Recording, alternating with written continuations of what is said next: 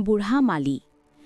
এখন উদ্যানত বুঢ়া মালীয়ে প্ৰতিদিনে গছ-গছনিবোৰক এনেদৰে যত্ন লৈছিল যেন সিহঁত তেওঁৰ নিজৰে সন্তান। মানুহে হাঁহিছিল, ইমান কষ্ট কৰাৰ ফলত কি পোৱা যায়? মালীজনে কেৱল হাঁহি এটা মাৰিছিল। এদিন এজন দুখীয়া ল'ৰা পাৰ্কখনলৈ আহিল আৰু ক'লে, এই ফুলবোৰে মোৰ একাকিত্ব দূৰ কৰিব পাৰিবনে? মালীজনে এটা গোলাপ ফুল তাৰ হাতত দি ক'লে, এয়া ফুল নহয়, এয়া আশা। ল'ৰাটোৱে কান্দি উঠিল আৰু তাৰ পিছত সি প্ৰতিদিনে আহিবলৈ ধৰিলে। লাহে লাহে উদ্যানখন শিশু, বৃদ্ধ আৰু সমস্যাত থকা মানুহৰ আশ্ৰয়স্থল হৈ পৰিল। সকলোৱে ক'লে, এই পাৰ্কখনে আমাক জীয়াই থাকিবলৈ শিকাই আছে।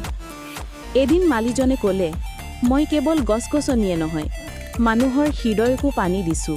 সেইবাবেই আজি মই গোটেই পৃথিৱীৰ পৰা মৰম পাই আছোঁ। শিক্ষা।